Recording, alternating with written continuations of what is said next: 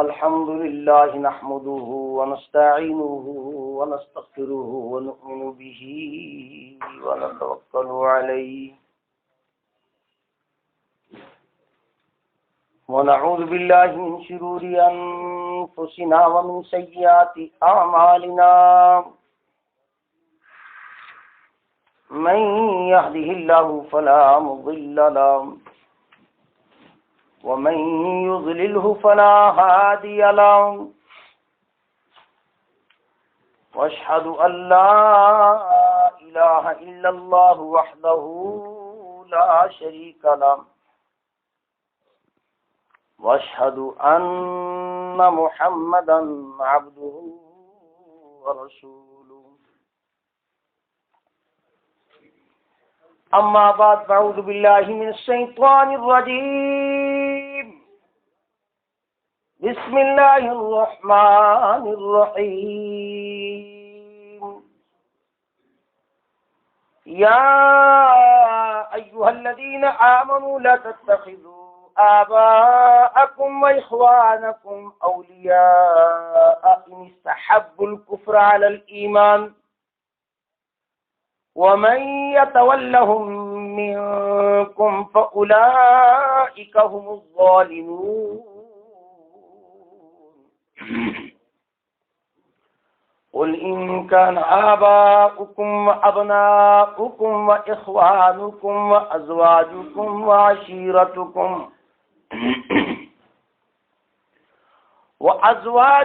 وعشيرتكم وأموال اقترفتموها وتجارة تخشون كسادها ومساكن ترضونها أحب إليكم من الله ورسوله وجهاد في سبيله فتربصوا حتى يأتي الله بأمره والله لا يهدي القوم الفاسقين۔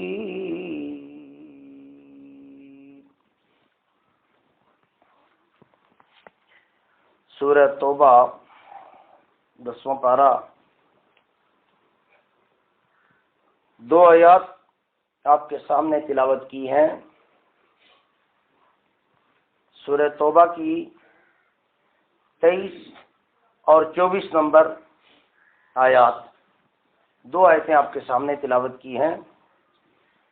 اس سے پہلے پچھلے اجتماع میں جو ہمارا تربیتی پروگرام ہوا تھا، آپ کو سورہ البقرہ کی 221 نمبر آیت دی تھی اور سورہ البقرہ کی 256 اور 57 نمبر آیت آپ کو دی تھی کہ آپ نے یاد کرنا ہے اور سنانا بھی ہے۔ یہ ہمارا ماہانہ اجتماع ہوتا ہے، اللہ تعالیٰ نے ہمیں یہاں اکٹھا کیا دعوت و توحید کی نسبت سے، تاکہ ہم اللہ کی آیات ایک دوسرے کو سنائیں، اللہ کے قانون سے واقفیت حاصل کریں اور اپنے ایمان کی اصلاح کریں۔ ایمان خالص ہوگا، ایمان کے تقاضے پورے ہوں گے تو پھر آخرت کے اندر نجات ہوگی، اور اگر ایمان میں ملاوٹ ہوئی، ایمان ملاوٹ والا ہوا تو پھر آخرت میں نجات کی کوئی شکل نہیں۔ قرآن صاف آیات میں بیان کرتا ہے، جو آیات آپ کو پیچھے دی تھی، سورہ الانعام کی 88 نمبر آیت اور اس کے بعد سورہ الزمر کی 65 نمبر آیت جو آپ کو دی تھی، جس میں اللہ رب العزت نے فرمایا 18 نبیوں کے نام لیے، اور نام لینے کے بعد فرمایا کہ اگر ان نبیوں میں سے بھی کوئی شرک کر بیٹھے تو ان کے اعمال بھی ضائع کر دیے جائیں گے۔ یعنی شرک کرنے کے بعد اعمال بچتے نہیں، اعمال سب کے سب برباد ہو جاتے ہیں۔ اور سورہ زمر کی جو آیت آپ کو بتلائی تھی، سورہ الانعام کی آیت میں آپ کو سنا دیتا ہوں تاکہ آپ کو یاد دہانی ہو جائے، کیونکہ ہمارا یہ تربیتی اجتماع ہے۔ تربیتی اجتماع میں ساتھیوں کی تربیت کی جاتی ہے، ساتھیوں کو وہ آیات دکھائی جاتی ہیں تاکہ یہ قرآنی آیات دیکھ کر ایمان کے اندر استقامت دکھائیں، کیونکہ پوری دنیا سے کٹ چکے ہیں، مسلکوں اور فرقوں سے علیحدگی اختیار کر لی ہے، مسلکوں اور فرقوں سے الگ ہو چکے ہیں، مسلکوں اور فرقوں کی نماز کو جب نماز نہیں مانتے کہ اللہ کی کتاب اس نماز کو نماز نہیں مانتی، اس حج کو حج نہیں مانتی، اللہ کی کتاب اس زکوٰۃ کو زکوٰۃ نہیں مانتی، جب عقیدے میں شرک ہو، عقیدے میں ملاوٹ ہو، تو اس کے لیے بھی ہمارے پاس مواد بھی ہونا چاہیے۔ ایسے ہی کہہ دیا جائے کہ ان مسلک پرستوں کی کوئی نماز نہیں، تو وہ اگلا آدمی پوچھے گا کہ جناب کون سی قرآن کی آیت ہے جس آیت نے یہ بتلایا کہ ان مسلک پرستوں کی کوئی نماز نہیں، اللہ کے ہاں ان کی نماز قبول نہیں ہوگی، اس لیے مسلک پرستوں کے پیچھے نماز نہیں پڑھنی۔ اللہ کے ہاں ان کی کوئی عبادت قبول نہیں ہوگی، حتیٰ کہ ان میں سے کوئی مر جائے ان کا جنازہ بھی نہیں پڑھنا۔ کتنی سخت بات ہے، لیکن یہ حوالہ پاس ہوگا تو پھر مخالف کا منہ بند ہو جائے گا۔ حوالہ ہی نہیں ہے، ایسے ہی بات کہہ دی تو وہ تو پھر سر پر چڑھے گا، وہ کہے گا یہ کیا نئی جماعت کہاں سے آئی ہے؟ نئی جماعت نہیں، جماعت پرانی ہے۔ رسول اللہ صلی اللہ علیہ وسلم کے دور میں جو عقائد اور نظریات تھے، اس وقت جو معاملات تھے، اللہ کے فضل سے آج وہی دین، وہی نظریات، وہی دعوت لوگوں کے سامنے پیش کی ہے، اور لوگ اسی بات کو قبول کر کے مسلکوں اور فرقوں سے الگ ہو چکے ہیں۔ تو وہ آیت یہ تھی جس کے اندر اللہ رب العزت نے 18 نبیوں کے نام لیے اور آخر میں کہا، فرمایا ذالک ھدی اللہ یہدی بہ من یشاء من عبادہ ولو اشرکوا لحبط عنہم ما کانوا یعملون۔ اگر ان نبیوں میں سے، پیچھے نبیوں کا ذکر ہوا، وزکریا ویحییٰ وعیسیٰ والیاس کل من الصالحین واسماعیل والیسع ویونس ولوط، نبیوں کے نام لیے اللہ تعالیٰ نے۔ اب بتلایا یہ اللہ کی ہدایت ہے، اپنے بندوں میں سے جسے چاہتا ہے ہدایت دیتا ہے، اور اگر ان میں سے بھی کوئی شرک کرتا تو ان کے اعمال بھی ضائع کر دیے جاتے ہیں۔ کتنی بڑی بات قرآن بیان کر رہا ہے۔ قرآن ذہن کے اندر یہ نقشہ بٹھا رہا ہے، یہ بات ذہن کے اندر اتار رہا ہے کہ اگر کسی بڑے مولوی کا شرک ثابت ہو جائے اسے بھی مشرک سمجھا جائے گا، کسی بڑے امام کا شرک ثابت ہو جائے اسے بھی مشرک سمجھا جائے گا، اس کی عبادت کو ضائع سمجھا جائے گا۔ وہ ساری زندگی کتابیں لکھ رہا ہے، حدیثیں لکھ رہا ہے، تفسیریں لکھ رہا ہے، بڑی بڑی کتابیں لکھی، بڑی بڑی جماعتیں اس نے بنائی، لیکن اگر اس کا عقیدہ شرکیہ ثابت ہو گیا تو اس کے اعمال ہرگز قابل قبول نہیں ہوں گے۔ کیا ہوگا؟ جو قرآن کہتا ہے اولئک حبطت اعمالهم وفی النار هم خالدون، سارے کے سارے اعمال ضائع کر دیے جائیں گے اور ہمیشہ ہمیشہ آگ میں رہے گا۔ اور اس بات کو پھر اللہ تعالیٰ نے سورہ زمر کی 63 نمبر آیت کے اندر صاف سمجھا دیا، فرمایا وَلَقَدْ أُوحِيَ إِلَيْكَ وَإِلَى الَّذِينَ مِن قَبْلِكَ لَئِنْ أَشْرَكْتَ لَيَحْبَطَنَّ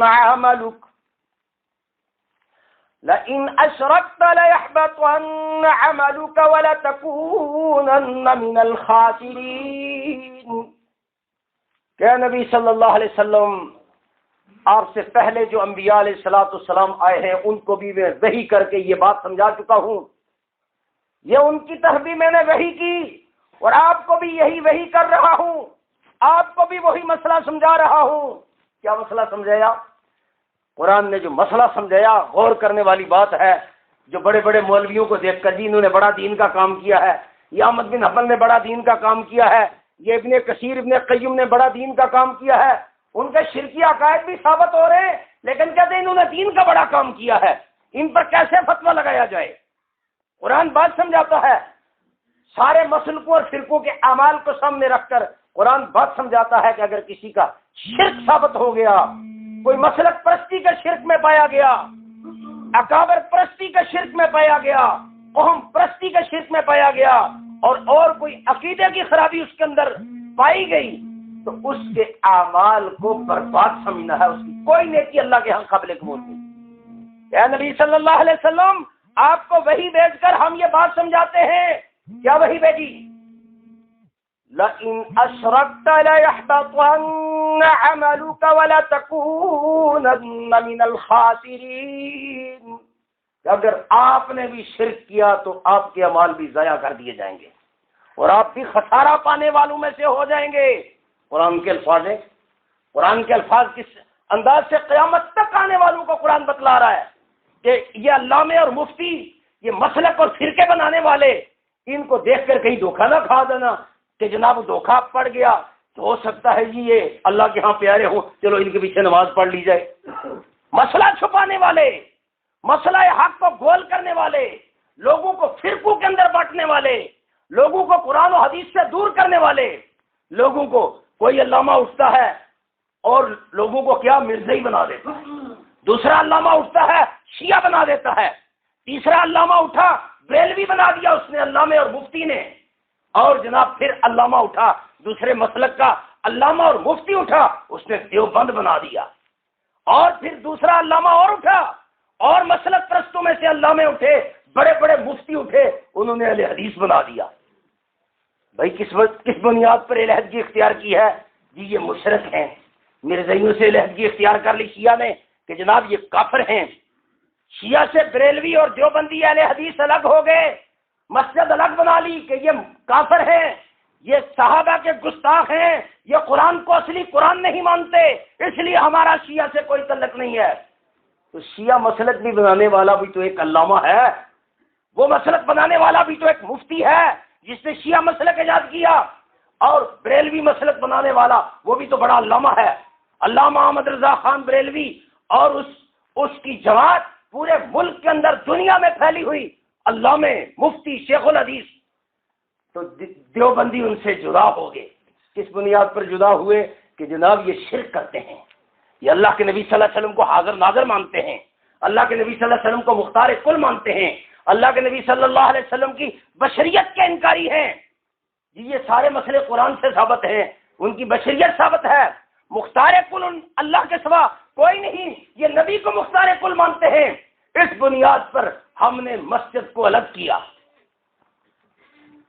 جب مسجد الگ کر لی، مسجد الگ ہو گئی، مشرک کافر کہہ کے مسجد کو الگ بنایا۔ غور و فکر کریں، یہ جملہ سمجھنے والا ہے، ایسے ہی مسجد الگ نہیں کی، مسلمانوں سے مسجد کو الگ کر سکتا ہے؟ مسلمانوں سے جو مسجد کو الگ کرے گا اسے مرتد کہتا ہے قرآن و حدیث، مسلمانوں سے الگ نہیں ہو سکتا آدمی۔ ایک مسلمانوں کی جماعت بھی موجود ہے، یہ الگ اختلاف کر کے مسجد الگ بنا رہا ہے، ہاں اگر ان کو مشرک کافر سمجھے گا پھر مسجد الگ بنائے گا۔ اسی بنیاد پر دیوبندیوں نے پھر بریلویوں سے مسجدیں جدا کر لیں، اور پھر دیوبندیوں سے اہل حدیث نے مسجدیں الگ کر لیں۔ کیوں الگ کی بھائی؟ دیوبندی مسلمانوں کی جماعت ہوتے ہوئے تم نے مسجد الگ کیوں بنائی؟ کہتے نہیں جی نہیں، یہ مقلد مشرک ہیں، یہ تقلید کے قائل ہیں، مقلد مشرک کے پیچھے نماز نہیں ہوتی، اور جو پکے کٹر اہل حدیث ہیں وہ اہل دیوبندی کے پیچھے نماز بھی نہیں پڑھتے۔ کہتے ہیں جی یہ مشرک ہیں، مقلد مشرک ہیں، یہ تقلید کے قائل ہے اور تقلید شرک ہے۔ اللہ کے بندوں دیکھیں، فتوے لگا کے مسجدیں الگ کی ہیں۔ اب قرآن پکڑتا ہے ان سارے فرقوں کو، قرآن چھوڑتا نہیں ہے، قرآن گرفت کرتا ہے ان کی، سب کو بتلاتا ہے کہ یہ سب کفر پر ڈٹے ہوئے ہیں۔ فتوے لگا کر مسجدیں الگ کی تو جناب جب معاملہ آیا جنازے کا تو جنازے میں سارے اکٹھے ہو گئے۔ سورہ البقرہ کی کتنے نمبر آیت آپ کو بتلائی تھی؟ 113 نمبر آیت۔ سورہ توبہ کی 113 نمبر آیت کو پڑھائی تھی نا؟ سورہ توبہ کی 113 نمبر آیت، جس کو نہ اہل حدیث مانتے نہ دیوبندی مانتے ہیں، یہ وہ آیت ہے جس کو اہل حدیث بھی نہیں مانتے، جس کو دیوبندی بھی نہیں مانتے۔ کیوں؟ وجہ کیا ہوئی؟ وجہ یہ ہوئی کہ اللہ نے مشرک کے جنازے پر پابندی لگائی۔ اب دیوبندی جن کو مشرک کہتے ہیں جنازہ بھی ان کا پڑھتے ہیں، اور اہل حدیث جن کو مشرک کہتے ہیں جنازہ بھی ان کا پڑھتے ہیں۔ اللہ کی کتاب نے پابندی لگائی، قرآن پابندی لگاتا ہے۔ ما كان للنبي والذين آمنوا أن يستغفروا للمشركين ولو كانوا أولي قربى من بعد ما تبين لهم أنهم أصحاب الجحيم۔ نبی کے لیے بھی قانون اور مسلمانوں کے لیے بھی قانون کہ مسلمانوں کو بھی یہ بات زیبا نہیں دیتی کہ مشرک کے لیے دعا استغفار کریں، اگرچہ مشرک قریبی سے قریبی کیوں نہ ہو۔ وَلَوْ كَانُوا أُولِي قُرْبَى، یہ قربہ کو کون اہل حدیث مانتا ہے؟ اس اولی قربہ کو کوئی دیوبندی مانتا ہے؟ دعویٰ ایمان کا کیا، بڑے بڑے مدرسے چلا رہے ہیں، لیکن اس جملے کو چھپا کے رکھا ہوا ہے۔ ان کا کوئی بھی قریبی رشتہ دار، قریبی تعلق رکھنے والا مشرک، جس کو مشرک کہہ کے انہوں نے مسجدیں الگ کی ہیں، مر جائے تو جنازے پر سارے اکٹھے ہو جاتے ہیں۔ اللہ کے بندو کیسی دوگلی پالیسی اختیار کی ہے؟ تو قرآن یہی بات سمجھاتا ہے کہ ان میں سے کوئی مر جائے، من بعد ما تبین لهم انہم اصحاب الجحیم، جب کہ تمہیں بتلا دیا جا چکا ہے، تم پر ظاہر کر دیا ہے کہ مشرک جہنم میں جائیں گے۔ یہ بات کیوں نہیں سمجھتے؟ جب تمہیں بتلا دیا جا چکا ہے، جو تمہیں آیات بتلائی تھی، سورہ المائدہ کی 72 نمبر آیت آپ کو یاد کروائی تھی، سورہ المائدہ کی 72 نمبر آیت، اور سورہ النساء کی 116 نمبر آیت اور 88 نمبر آیت۔ ان اللہ لا یغفر ان یشرک بہ ویغفر ما دون ذلک لمن یشاء ومن یشرک باللہ فقد ضل ضلالا بعیدا۔ بے شک تحقیقی یہ بات ہے کہ اللہ مشرک کو ہرگز نہیں بخشے گا۔ قانون آ گیا، مشرک کے لیے اللہ نے بخشش کے دروازے بند کر دیے جب تک وہ توبہ کر کے شرک والوں سے الگ نہ ہو جائے۔ مالک فرماتا ہے اس کے علاوہ جتنے بھی گناہ ہوں گے چاہوں گا تو بخش دوں گا، لیکن شرک ثابت ہو گیا ہرگز معافی نہیں ہے۔ اور جس نے اللہ کے ساتھ شریک ٹھہرایا وہ گمراہ ہو گیا، گمراہ، راستے سے گم ہو گیا۔ قرآن نے جو رابطہ بتلایا تھا کہ مشرکین سے تعلق نہیں رکھنا، مشرکین کے جنازے نہیں پڑھنا، یہ آیت ان کو نظر ہی نہیں آتی۔ مشرکین سے محبت نہیں کرنی، یہ آیت انہیں نظر ہی نہیں آتی۔ مشرکین سے رشتے نہیں کرنا، یہ ان کو آیت نظر ہی نہیں آتی۔ اس لیے قرآن نے کہا گم ہو گیا، راستے سے گم ہو گیا۔ جو پابندیاں لگائی تھیں وہ پابندیاں ان کو نظر ہی نہیں آتی، نہ ان کے علامے، نہ ان کو نظر آتی ہے وہ پابندیاں، نہ ان کے مفتیوں کو نظر آتی ہے وہ پابندیاں جو قرآن کے اندر لکھی ہوئی ہیں، کیونکہ اندھیرے کے اندر چلا گیا۔ اندھیرے میں کوئی چیز نظر نہیں آئے گی، روشنی آئے گی تو نظر آئے گی۔ اندھیرے کے لیے جو آیت میں نے آپ کے سامنے جو پچھلی مرتبہ آیت آپ کو بتلائی تھی، سورہ البقرہ کی 256 اور 57 نمبر آیت، اندھیرا اور روشنی، روشنی دی جا رہی ہے آپ کو، تاکہ اس روشنی کے ذریعے سے مسلک پرستوں کو دیکھیں، اس روشنی کے ذریعے سے ان کے مولویوں کو دیکھیں، علامے اور مفتیوں کو دیکھیں۔ عوام کو تو پتہ ہی کچھ نہیں، ان کے علامے اور مفتیوں کو دیکھیں ان آیات کی روشنی میں، جس کے اندر قرآن قانون پیش کرتا ہے، قانون پیش کرتا ہے قرآن۔ لا اکراہ فی الدین قد تبین الرشد من الغی فمن یکفر بالطاغوت ویؤمن باللہ فقد استمسک بالعروۃ الوثقی لا انفصام لها واللہ سمیع علیم۔ قانون کیا پیش کیا؟ دین میں کوئی زبردستی نہیں ہے، جو دین میں آنا چاہے کھلے ذہن سے آ جائے، کوئی زبردستی نہیں۔ جو قرآن کے اندر بات لکھی ہوئی ہے اس کو کھلے ذہن سے قبول کر لے۔ جو کوئی بھی گمراہی پھیلانے والوں کا کفر کرے گا، کہتے ہیں جی کچھ نہ کہا جائے، گمراہیاں تو پھیلائی ہیں، غلط عقیدے تو پھیلائے ہیں، تعویذ گنڈے تو کیے ہیں، پیری مریدیاں تو انہوں نے کی ہیں، پورے ملک کے اندر شرک تو پھیلایا ہے، لیکن ان کو کچھ نہ کہا جائے۔ قرآن کیا کہتا ہے؟ قرآن کہتا ہے جس نے گمراہی پھیلانے والوں کا کفر کیا اور اللہ کی بات کو مان گیا، اللہ نے کہا کفر کر، وہ کہتا نہیں جی میں تو کسی کو کافر نہیں کہتا۔ جس نے قرآن کے خلاف فیصلہ کیا ہے، مسلکوں اور فرقوں میں ملا ہوا ہے، کفر کر اس کا، وہ کہتا نہیں جی میں کفر نہیں کرتا۔ مالا فرماتا ہے جس نے بھی زبردستی نہیں ہے، جو کفر کرنا چاہتا ہے، اللہ کی بات کو ماننا چاہتا ہے وہ مان جائے۔ جو بھی کفر کرے گا گمراہی پھیلانے والوں کا اور اللہ کی بات کو مان گیا، اس نے کیا کیا؟ قرآن کیا گارنٹی دیتا ہے؟ فَقَدِ اسْتَمْسَكَ بِالْعُرْوَةِ الْوُثْقَىٰ لَا انفصام لَهَا وَاللَّهُ سَمِيعٌ عَلِيمٌ۔ اس نے مضبوط کڑا پکڑ لیا ہے جو کبھی ٹوٹنے والا نہیں۔ دنیا کا کوئی مولوی، کوئی مفتی، کوئی شیخ الحدیث اسے گمراہ نہیں کر سکتا۔ جو قرآن کو پکڑ لے، اللہ کی آیات کو پکڑ لے، آیات کے اوپر ڈٹ جائے، مالک کے فیصلے کو مضبوطی سے پکڑ لے، دنیا کا کوئی مولوی مفتی اسے گمراہ نہیں کر سکتا۔ اور جس کے پاس قرآن کا مطالعہ ہی کچھ نہیں، جانتا ہی نہیں قرآن میں کیا لکھا ہے، وہ شیعہ علامے کے حوالے ہوگا، اس کی بات سنے گا تو شیعہ بن جائے گا۔ خالی ذہن ہے، ذہن میں قرآن و حدیث تو ہے نہیں، شیعہ کا ذاکر ملا تو شیعہ بن گیا، بریلوی کا مولوی ملا تو بریلوی بن گیا، اس نے دلائل دیے، اور دیوبندی ملا تو دیوبندی بن گیا، اس نے دلائل دیا، دیوبندی اس پر یہ دیوبندی بن گیا، یہ تبلیغی جماعت پہ چلا گیا، خالی ذہن تھا قرآن کی آیات، ایمان عقیدے کا پتہ کچھ نہیں تھا، بس اہل حدیث کا کوئی مولوی ملا، اس نے رفعی دین والی کچھ روایات دکھائیں، فاتحہ خلف الامام والا مسئلہ اس نے چھیڑا، بس یہ اہل حدیث بن گیا۔ عقیدہ وہی ہے، عقیدہ وہی ہے، جنازے سب کے پڑھے جائیں گے۔ قرآن کہتا ہے مشرک اور بگتی کے جنازہ نہیں پڑھا جائے گا۔ عقیدہ وہی ہے جو شیعہ مرزائی کا ہے، عقیدہ وہی ہے، چندے سب سے لیے جائیں گے، مسجد بنانے کے لیے چندہ سب سے لیا جائے گا، لیکن کیا مسجد الگ بنا لی رفعی دین کو دیکھ کر، فاتحہ خلف امام کو دیکھ کر مسجد الگ بنا لی، دیوبندی سے بھی الگ ہو گیا، اور تقلید کا فتویٰ لگا کے مشرک کہہ کے مسجد الگ بنا لی۔ بھائی جب مشرک کہہ کے مسجدیں الگ بناتے ہو، اللہ کی کتاب تو کہتی ہے مشرک سے چندہ مت لو، عیسائیت کو کون مانے گا؟ جی مسلمانوں کی کوئی اور جماعت ہوگی جو عیسائیت کو مانے گی، ہماری جماعت عیسائیت کو نہیں مان سکتی۔ اگر چندہ لینا بند کریں گے مسجدیں کیسے تعمیر ہوگی؟ یہ مدرسے کیسے بنیں گے؟ مدرسے اسی وقت بنتے ہیں چندے سب سے لیے جائیں۔ قرآن کیا کہتا ہے؟ قرآن کہتا ہے اسی سورۃ توبہ کے اندر، ما كان للمشركين ان يعمروا مساجد الله شاهدين على انفسهم بالكفر اولئك حبطت اعمالهم وفي النار هم خالدون انما يعمر مساجد الله من آمن بالله واليوم الآخر وقام الصلاة وآتى الزكاة ولم يخش إلا الله فعسى أولئك أن يكونوا من المهتدين۔ کہا جائے بھئی اہل حدیثوں اس آیت کو مان جاؤ، اس آیت کو ماننے کے بعد آپ دیوبندی سے چندہ نہیں لے سکتے، اس آیت کو ماننے کے بعد آپ بریلوی سے چندہ نہیں لے سکتے، اس آیت کو ماننے کے بعد جو بھی آپ سے اختلاف کر کے جس نے مسجد الگ کی ہے، امیر الگ بنایا ہے، اس سے چندہ نہیں لیا جا سکتا۔ اللہ کی کتاب کہتی ہے مشرکوں کا کیا کام ہے کہ مسجدوں کو آباد کرے؟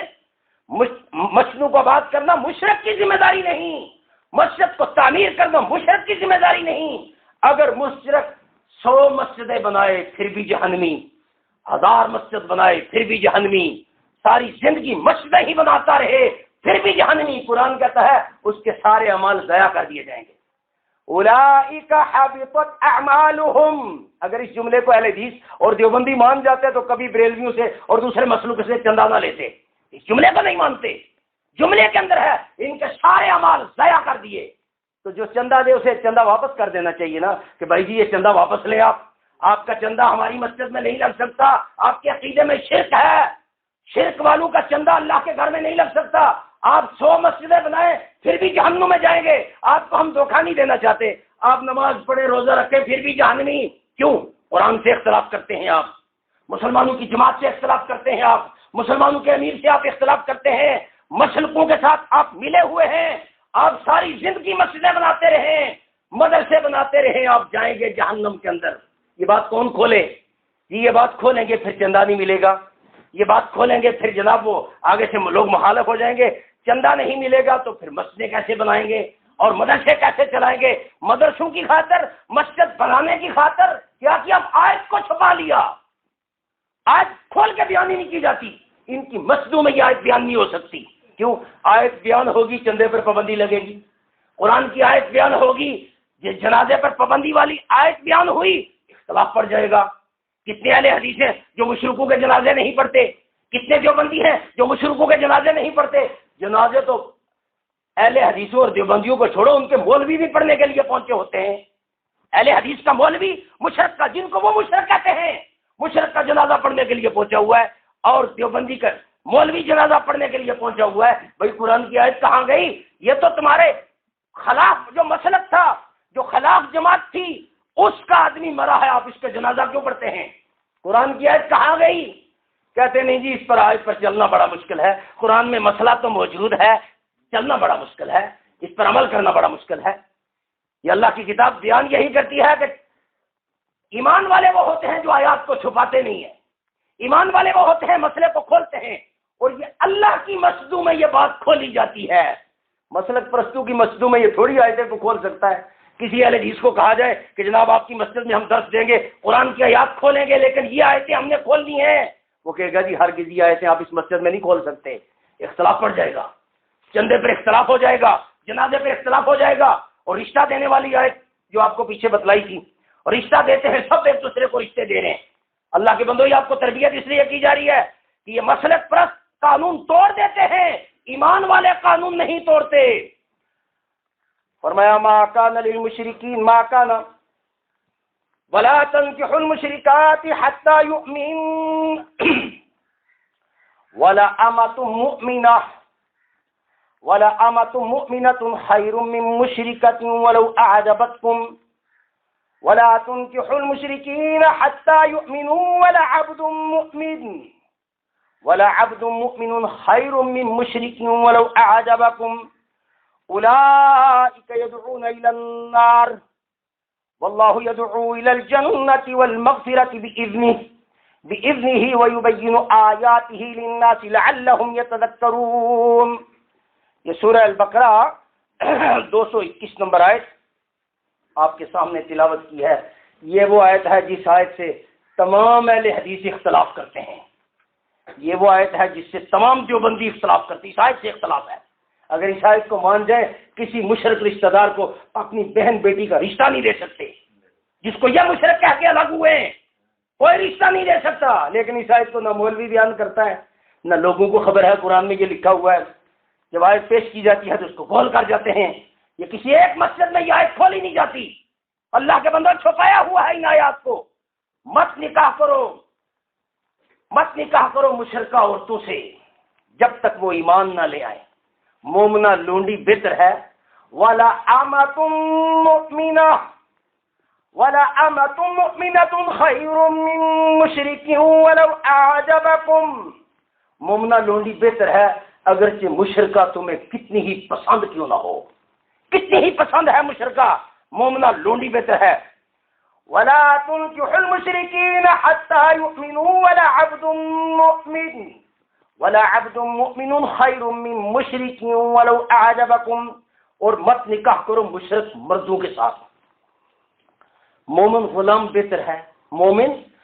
بہتر ہے، مشرک چاہے تمہیں کتنا ہی پسند کیوں نہ ہو، بڑا مالدار ہے، بڑا رئیس ہے، بڑا پڑھا لکھا ہے، لیکن ہے دوسرے مسلک کا، اس کو رشتہ نہیں دیا جا سکتا۔ اللہ کے بندوں، رشتہ نہیں دیا جا سکتا۔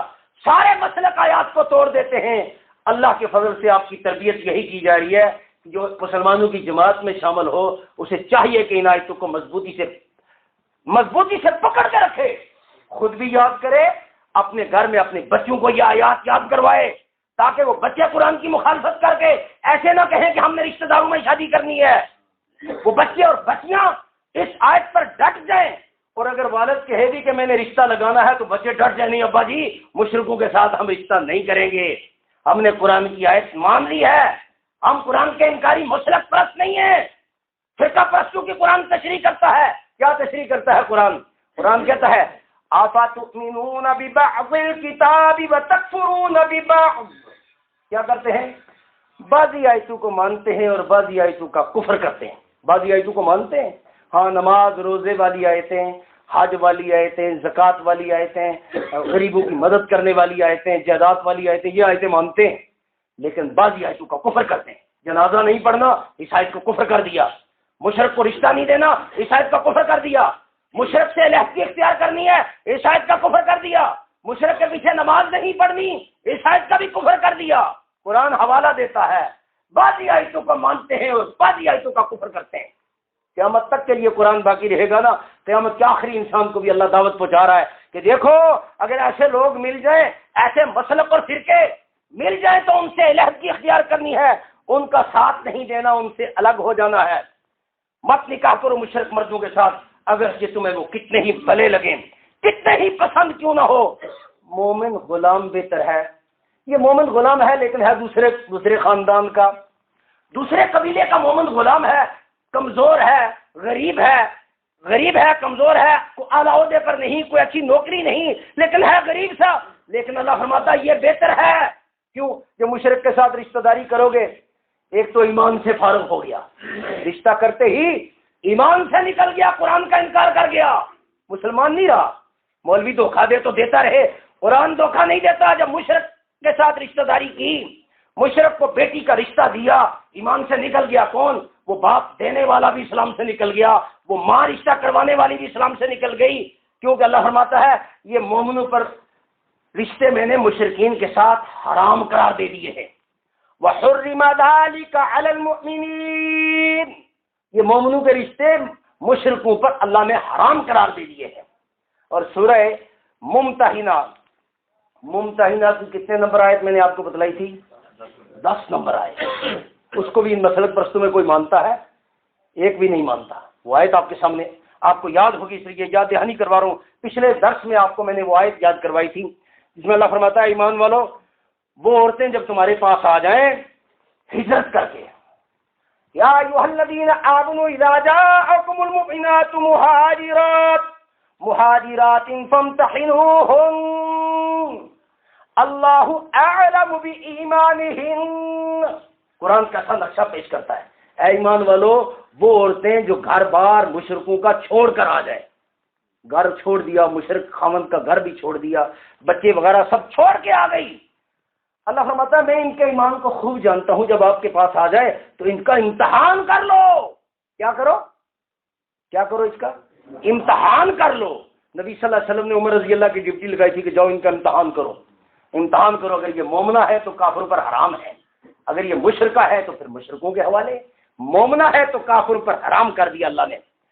فَامْتَحِنُوهُنَّ فَإِنْ عَلِمْتُمُوهُنَّ مُؤْمِنَاتٍ فَلَا تَرْجِعُوهُنَّ إِلَى الْكُفَّارِ، ہاں اگر تم مومنہ پاؤ، اللہ ان کے ایمان کو خوب جانتا ہے، تم اگر ان کو مومنہ پاؤ کہ مومن ہونے کی وجہ سے مشرک خامند کو چھوڑ دیا، مشرکوں کا گھر چھوڑ کر یہ ایمان والوں کے پاس آ گئی ہے، اگر تم اسے مومنہ پاؤ تو کیا کرو؟ کیا جملہ ہے قرآن کا؟ اگلا جملہ پڑھو ذرا۔ ہاں، فلا ترجعوہن الی الکفار، مت لوٹاؤ کفار کی طرف، مت لوٹاؤ کس کی طرف؟ کفار کی طرف۔ کیوں؟ اگلا جملہ قرآن خود تشریح کرتا ہے کیوں۔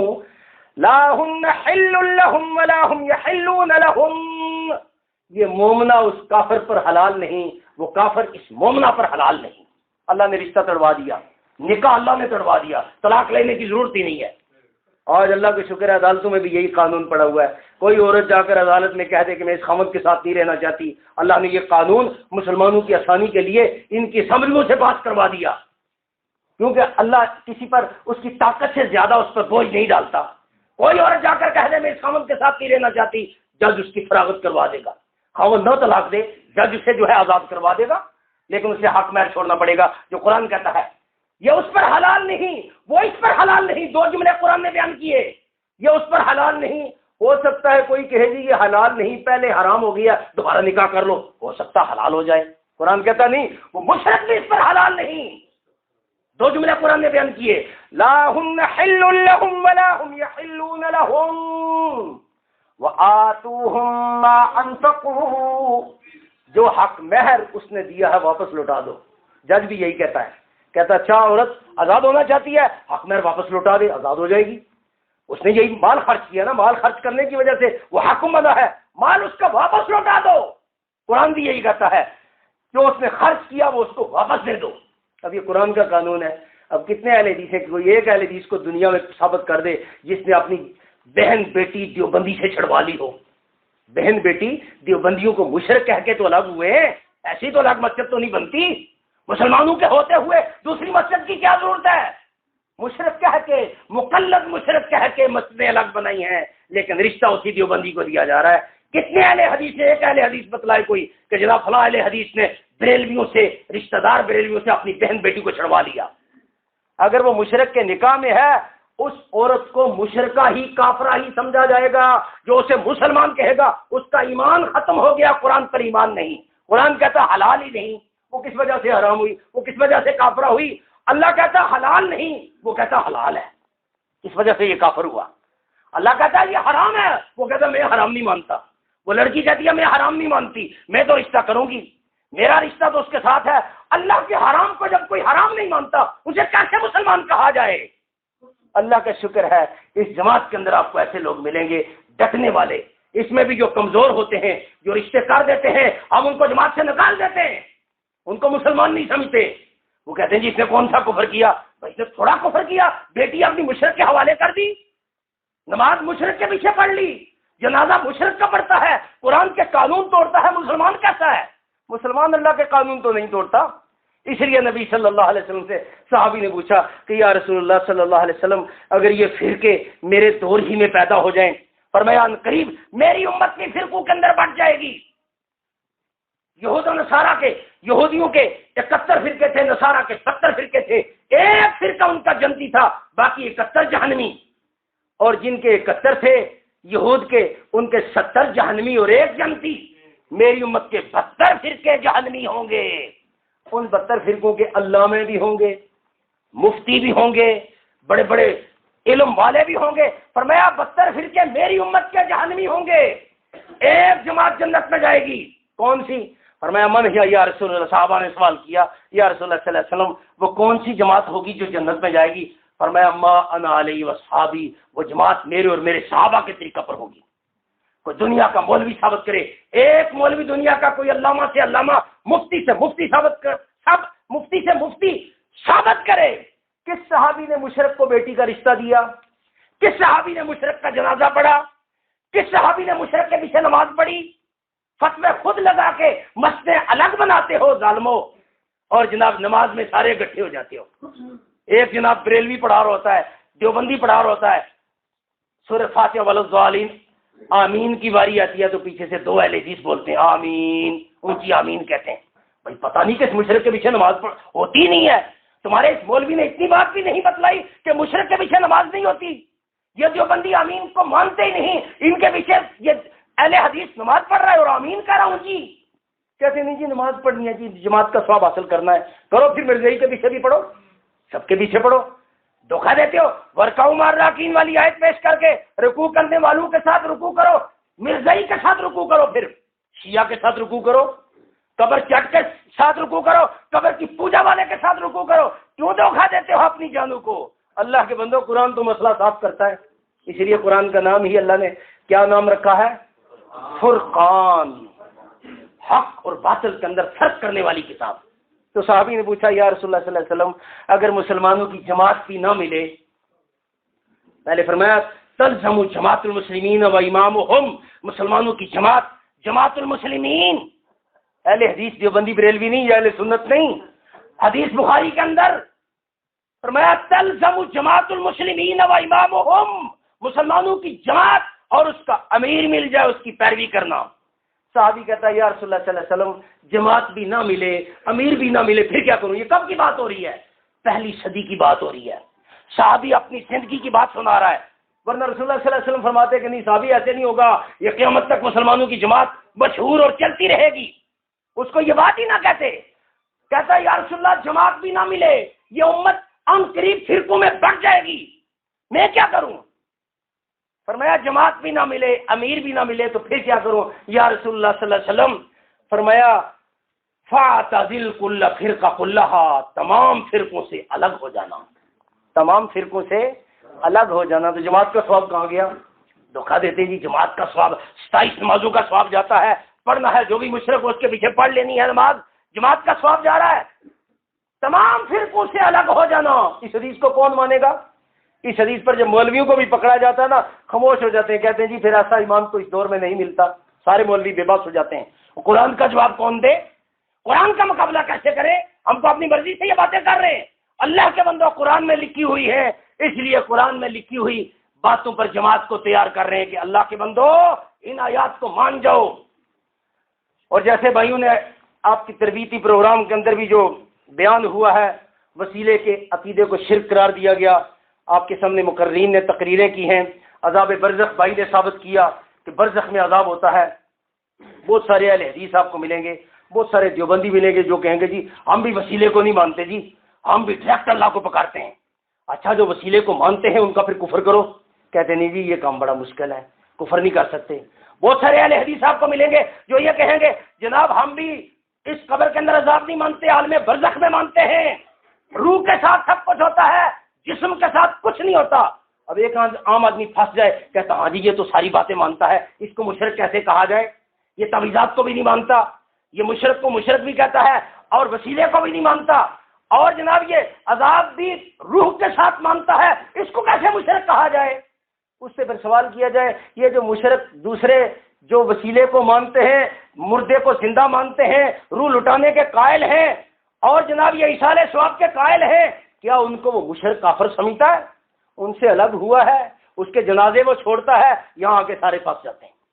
یہاں آ کر آپ کو ایک بھی نہیں ملے گا جو کہ جی میں جنازے بھی چھوڑ چکا ہوں، میں نے رشتہ داری بھی توڑ لی ہے، میں نے اپنی بیٹیاں گھر کے اندر بٹھا دی ہیں۔ ان فرقوں میں سے کوئی ایک بھی نہیں ملے گا۔ میں سرگودا کے اندر ایک جگہ تقریر کر رہا تھا تو وہ ایک جناب دیوبندی مولوی آ گیا مناظرہ کرنے کے لیے، وہ خیر لمبا چوڑا واقعہ ہے، تو اس نے پھر کہا جی کہ آپ اپنی جماعت کے علاوہ بھی کسی کو مسلمان سمجھتے ہیں؟ میں نے کہا بھائی اللہ کے بندو، ہر وہ شخص مسلمان ہے، ہماری جماعت پر کوئی مور تو نہیں لگی ہوئی، ہر وہ شخص مسلمان ہے جو مسلکوں سے الگ ہو گیا، جو فرقوں سے الگ ہو گیا، جو مسلکوں اور فرقوں کا نہ جنازہ پڑھتا ہے نہ ان کے پیچھے نماز پڑھتا ہے، تو دنیا کے کسی کونے میں ہو، نہ ان کو رشتہ دیتا ہے نہ ان کے پیچھے نماز پڑھتا ہے، کیونکہ یہ سارے فرقے ہیں۔ اور قرآن سورہ روم کے اندر اللہ فرقہ پرستوں کو مشرک قرار دے رہا ہے۔ سورہ روم کے اندر فرقوں کو اللہ نے مشرک قرار دیا، جتنے بھی فرقے ہیں ان سے الگ رہنے والا، گھر میں نماز پڑھنے والا۔ قرآن کہتا ہے وَجَعَلُوا بُيُوتَكُمْ قِبْلَةً وَأَقِيمُوا الصَّلَاةَ وَبَشِّرِ الْمُؤْمِنِينَ۔ قرآن کی آیت، اپنے گھروں کو قبلہ رخ کر لو۔ کہاں گئی ان کی مسجد؟ کہاں گیا وہ 27 نمازوں کا ثواب؟ کہاں گیا کہ جماعت کے ساتھ نماز پڑھو؟ لوگوں کا دھوکہ دیتے ہو قرآنی آیات چھپا کر۔ حدیث بھی بتلا دی، بخاری کی حدیث، فرقوں سے الگ ہو جاؤ، فرقوں سے الگ ہو جاؤ، بخاری کی روایت۔ قرآن نے بھی کہا اپنے گھر کے اندر نماز پڑھو اور گھروں کو قبلہ رخ کر لو، اور گھروں کے اندر نماز پڑھنے والے مومنوں کو خوشخبری سنا دو۔ وَبَشِّرِ الْمُؤْمِنِينَ۔ یہ کن مومنوں کو خوشخبری سنائی جا رہی ہے؟ جو گھر کے اندر نماز پڑھتے ہیں، فرقوں سے تنگ ہیں، مولویوں سے تنگ ہیں۔ اور قرآن کی جو آیت آپ کے سامنے، جو آپ کا سبق میں نے سننا تھا، وقت آپ کا سننے کا لے لیا، اس آیت کے اندر جس نے گمراہی پھیلانے والوں کا کفر کیا، دیکھیں کون ہے کفر کرنے والے؟ جو کفر کرے گا وہ نماز تو پیچھے نہیں پڑھ سکتا، نہ ہی وہ جنازہ پڑھ سکتا ہے، نہ ہی اس سے چندہ لے سکتا ہے، اس لیے کفر کے مسئلے کو چھپایا ہوا ہے انہوں نے۔ ہاں مولوی مفتی تنہائی میں پوچھو گے جا کر کفر کا فتویٰ لگائے گا۔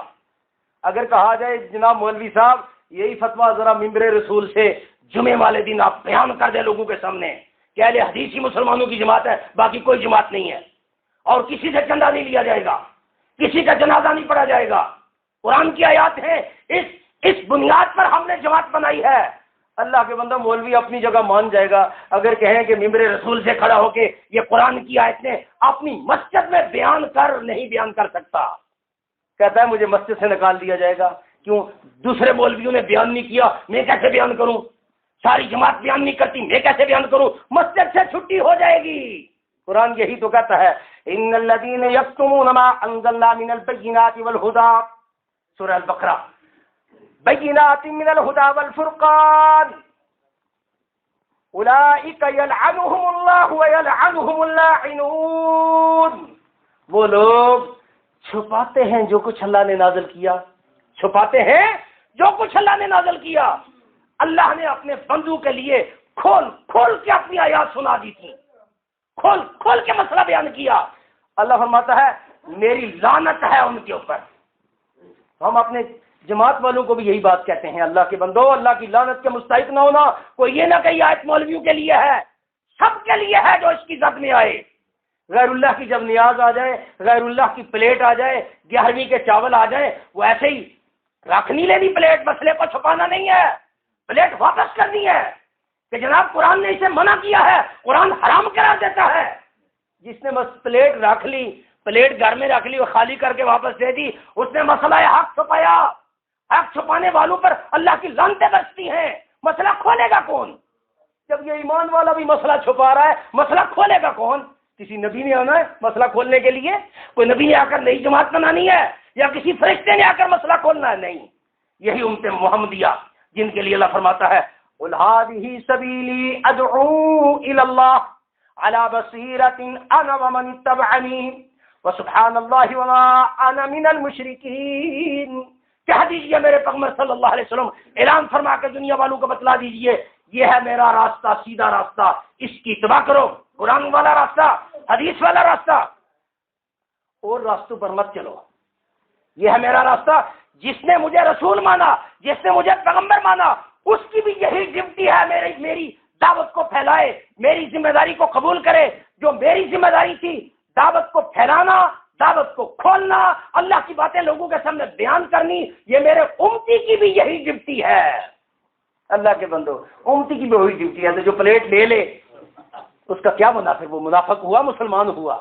پلیٹ کو واپس کرنا، ایک مرتبہ پلیٹ واپس جائے گی، زندگی بھر پھر آپ کے گھر میں پلیٹ نہیں آئے گی، نہ 11ویں کی پلیٹ آئے گی، نہ غیر اللہ کے نیاز کی پلیٹ آئے گی، نہ 10ویں محرم کی پلیٹیں آئیں گی، نہ 12 ربیع الاول کی پلیٹیں آئیں گی۔ تو اگر برادری کو راضی کرنے کے لیے پلیٹ لے لی تو آپ نے مسئلہ کب کھولنا ہے؟ پھر کب کھولیں گے مسئلہ؟ ان مسلک پرستوں کی طرح اللہ کے بندو قرآن معاف نہیں کرتا۔ مسلک پرستوں کے اندر ان کی روش پر جو چلے گا اسے مسلک پرست ہی سمجھا جائے گا، جو دوغلی پالیسی اختیار کرے گا اسے منافق کہا جائے گا۔ اللہ کی کتاب فرقان ہے، فرق کرنے والی۔ اللہ ولی الذین آمنوا یخرجهم من الظلمات الى النور۔ اللہ ایمان والوں کا ولی ہے، دوست ہے، نکالتا ہے اندھیروں سے روشنی کی طرف۔ یہ روشنی آ رہی ہے آپ کے سامنے، یہ روشنی ہے، قرآن روشنی ہے، نکالتا ہے اندھیروں سے روشنی کی طرف۔ الگ بات ہے یہ دیوبندی بریلوی اگر روشنی کی طرف نہیں آتے، قرآن کو پکڑیں گے تو روشنی آئے گی۔ جب قرآن کو ان کے مولوی نے بھی نہیں پکڑا ہوا، روشنی کہاں سے آئے؟ فرمایا نکالتا ہے اللہ تعالیٰ اندھیروں سے روشنی کی طرف۔ اب قرآن فتویٰ لگانے لگا ہے، اب قرآن فتویٰ لگانے لگا ہے، جو اس روشنی کی طرف نہیں آتے ان پر قرآن کا فتویٰ لگنے لگا ہے۔ والذین کفروا اولیاؤہم الطاغوت۔ کافر ہیں وہ لوگ جو طاغوتوں کی حمایت کرتے ہیں، کافر ہیں۔ پہلے اللہ نے فرمایا وہ لوگ کافر ہیں، والذین کفروا، کافر ہیں وہ لوگ، کون سے؟ جو طاغوتوں کے حمایتی ہیں، طاغوتوں کے دوست ہیں، طاغوتوں کو کچھ نہیں کہتے، کافر ہیں وہ لوگ۔ اب ان طاغوتوں نے کیا کیا؟ ان کے ساتھ دوستی ہو گئی، انہوں نے کیا کیا؟ یخرجونہم من النور الی الظلمات اولئک اصحاب النار هم فیها خالدون۔ ان کافروں نے کیا کیا؟ ان طاغوتوں نے کیا کیا؟ ان کو روشنی سے نکال کر اندھیروں میں لے گئے۔ مسلک پرستی کا اندھیرا کہ مسلک آیات کو بیان کرے گا، ہم بھی بیان کریں گے۔ مسلک بیان نہیں کرتا، ہم بھی بیان نہیں کرتے۔ مسلک کھولے گا، ہم بھی کھولیں گے۔ مسلکی علماء نہیں کھولتے، ہم بھی نہیں کھولتے۔ مسلک رشتے پر پابندی لگائے گا کہ مشرکوں سے رشتہ نہیں کرنا، جن سے ہم نے مسجدیں الگ کی ہیں، ہم پھر بات کو کھولیں گے۔ مسلک والے رشتہ داری کرتے ہیں، ہم بھی کریں گے۔ مسلک والے علماء جنازہ سب کا پڑھتے ہیں، ہم بھی پڑھیں گے۔ مسلک والے علماء دوستی سب سے رکھتے ہیں، ہم بھی رکھیں گے۔ اب روشنی سے نکال کر اندھیروں میں لے آیا۔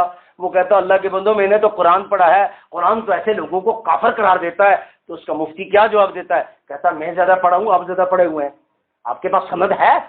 بات کر رہے ہیں میرے ساتھ، سند آپ نے حاصل کیا ہے، 10 سال مدرسے میں لگائے ہیں، سند میرے پاس ہے۔ میں کہتا ہوں ایسا دین نہیں چل سکتا، ان آیات پر عمل نہیں ہو سکتا۔ بھائی مانو نا پھر کہ ہم قرآن و حدیث کے انکاری ہیں، یہ تو مان جاؤ، یہ تو مان جاؤ کہ ہم ان 72 فرقوں میں شامل ہیں جو جہنم میں جانے والے ہیں۔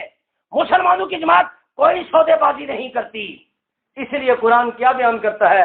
اللہ فرماتا ہے اصحاب کہف چند نوجوان تھے، کفر و شرک سے تنگ ہو کر، چند نوجوان تھے جو کفر و شرک سے تنگ ہوئے، قوم کے سامنے دعوت کو کھولا۔ جب کھولا تو بادشاہ نے سنسار کرنے کا فیصلہ کر دیا۔ اب بھاگتے ہوئے جا کر غار کے اندر انہوں نے پناہ لی، غار کے اندر جان بچانے کے لیے غار کے اندر گئے۔ سورہ یاسین کے اندر اللہ فرماتا ہے 2 نبی آئے، ان کی تائید میں تیسرا نبی آیا، قوم نے تینوں کو سنسار کرنے کا فیصلہ کیا۔ یہ دوستی والے پیغام ہوتے، رشتہ داریاں سب سے ہیں، جنازے سب کے ہیں، مشرک کو مشرک کہنا ہی نہیں، تو پھر یہ معاملہ ہوتا جو نبیوں کے ساتھ ہو رہا ہے۔ اللہ کے بندو، تینوں کو سنسار کرنے کا فیصلہ کیا۔ شہر کے پرلے کنارے سے ایک شخص دوڑتا ہوا آیا، وجاء من اقصى المدينة رجل يسعى قال يا قوم اتبعوا المرسلين۔ شہر کے پرلے کنارے سے اللہ فرماتا دوڑتا ہوا آیا۔ حق کا متلاشی جو ہوتا ہے نا، وہ دوڑ کر حق کے پاس آتا ہے۔ اب اس نے آتے ہی نبیوں کی تائید کی اور آتے ہی پہلا جملہ کیا ادا کیا، اتبعوا من لا يسألكم اجرا وهم مهتدون۔ ان کی پیروی کرو یہ اجرت نہیں لیتے، ان کی پیروی کرو یہ اجرت نہیں لیتے۔ آج کے مسلک پرست تو سارے ہی اجرت لیتے ہیں، ان کی پیروی کرو یہ اجرت نہیں لیتے۔ آج کے مسلک پرست دیوبندی، بریلوی، اہل حدیث، شیعہ مرزائی اور دیوبندیوں کی کچھ 6 جماعتیں، اہل حدیثوں کی کو 11 جماعتیں اور بریلویوں کی 5 جماعتیں، شیعہ کے 15 فرقے، مرزائیوں کی 5 جماعتیں، اللہ کے بندوں فرقے ہی فرقے، سب دین کی اجرت پر سارے ہی متفق، سب کا فائدہ ہے، سب کا مفاد ہے۔ تنخواہ لیں گے، قرآن پڑھائیں گے، پیسہ لیں گے، نماز پڑھائیں گے، پیسہ لیں گے، اذان دیں گے، پیسہ لیں گے، جمعہ پڑھائیں گے، پیسہ لیں گے۔